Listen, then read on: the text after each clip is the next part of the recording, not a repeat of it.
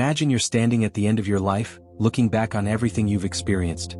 Your successes, your challenges, your relationships, and your growth. What would you say were the most important elements of a well-lived life? Would it be wealth, fame, or accomplishments? For the ancient Greek philosopher Epicurus, the answer is simpler, and in many ways more profound.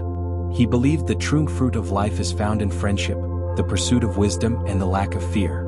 For him, happiness wasn't about seeking external rewards or material possessions.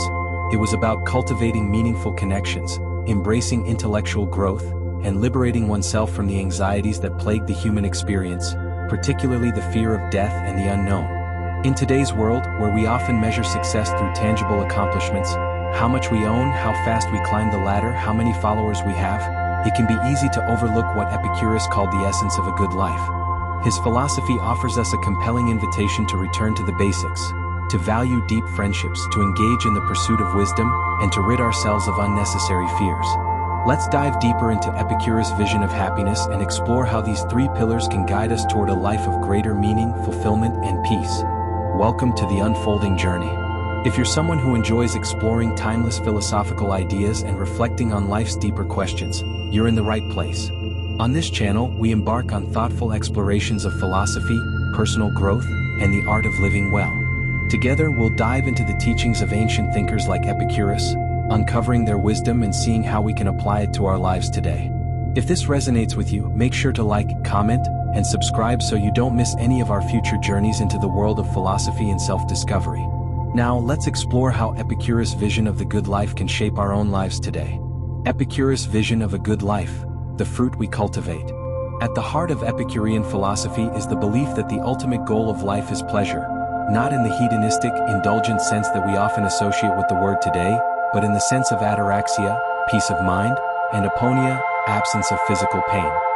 For Epicurus, pleasure is not about excess or luxury, but about the cultivation of a calm, simple life where our needs are met and our minds are free from anxiety. Epicurus famously said, "The fruit of our life is the love of friends, the pursuit of wisdom, and the lack of fear." This statement encapsulates his ideal way of life, a life grounded in meaningful relationships, intellectual growth, and the absence of unnecessary fears. Let's break down each of these pillars in more detail to understand how they contribute to a fulfilled and happy life. The love of friends, the heart of happiness. For Epicurus, friendship was the greatest source of happiness and a vital component of the good life. He argued that authentic friendships, rooted in mutual respect and trust, are the foundation of a flourishing existence. Unlike many philosophers who see friendship as a secondary or peripheral element of life, Epicurus placed it at the very center of his philosophy. Why is friendship so important in Epicurean philosophy? There are several reasons. First, Epicurus believed that friends provide emotional support and create a sense of belonging. In a world often filled with uncertainty and hardship, true friends are a source of comfort, joy, and shared happiness. Epicurus argued that the love of friends allows us to overcome loneliness and isolation, which are among the greatest sources of human suffering. Furthermore, Epicurus saw friendship as a mutual exchange of wisdom. In his garden, where he and his followers gathered to discuss philosophy, Epicurus valued dialogue and the sharing of ideas. A true friend, for Epicurus, is not someone who simply provides companionship but also encourages personal growth and intellectual development. Friends act as mirrors, reflecting our thoughts, our values, and even our mistakes, helping us learn and evolve. This type of mutual intellectual growth is essential for living a life that is both meaningful and fulfilling. Finally, the connection with friends creates a strong sense of trust, a trust that banishes fear.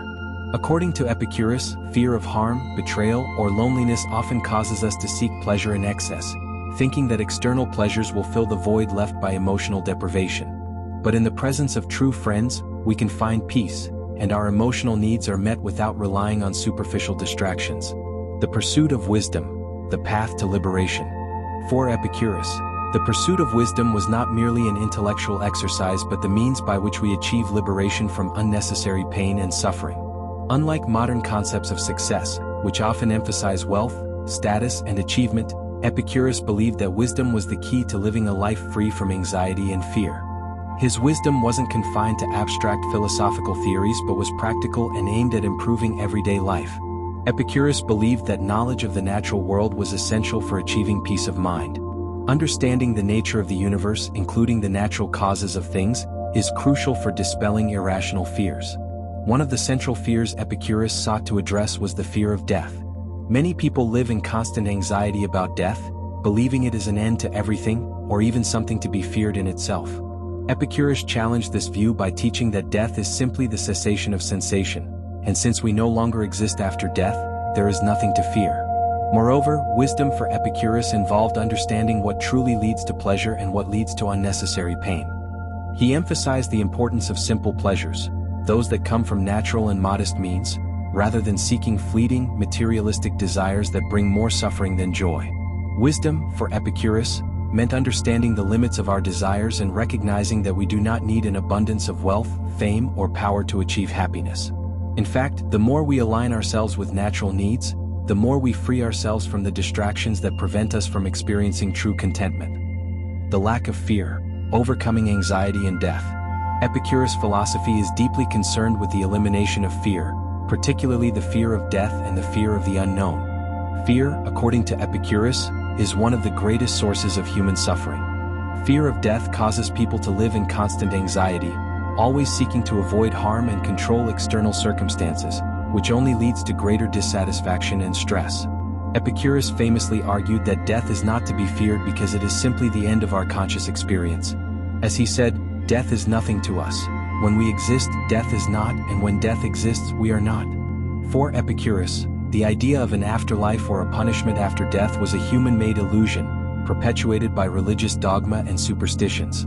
The key to overcoming fear, according to Epicurus, is to embrace the natural course of life and recognize that death is a part of nature, not something to be feared. Moreover, the fear of the unknown and the fear of the future are two of the most common causes of anxiety in modern life. Epicurus taught that we should not waste our time worrying about things we cannot control. Instead, we should focus on the present moment, embracing the simple joys of life, friendship, nature, and intellectual growth. Fear often arises from our attachment to things that are out of our control, and the way to transcend this fear is through rational understanding and acceptance of what is beyond our power. Epicurus' teachings offer us a powerful framework for living a fulfilling, meaningful life.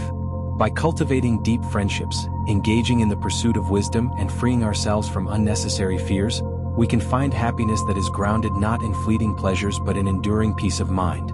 In a world that often measures success through external achievements and possessions, Epicurus reminds us that the true fruit of life lies in the things that cannot be bought or measured: the love of friends, the growth of our minds, and the ability to face life with courage and clarity. If we embrace these values, we can create a life that is not only rich in meaning but also free from the anxiety and fear that often plague us. So, as we reflect on the fruit of our lives, let us ask ourselves, are we cultivating friendships that nourish our souls? Are we seeking wisdom that leads to inner peace? And are we living without the heavy burden of fear, embracing the natural flow of life as it is? Thank you for joining us on this exploration of Epicurus' vision for a good life. If you found this discussion valuable and thought-provoking, please take a moment to like, comment, and subscribe to The Unfolding Journey for more insightful content on philosophy, personal growth, and how ancient wisdom can guide us toward a more meaningful life. Until next time, may your life be filled with friendship, wisdom, and the freedom from fear.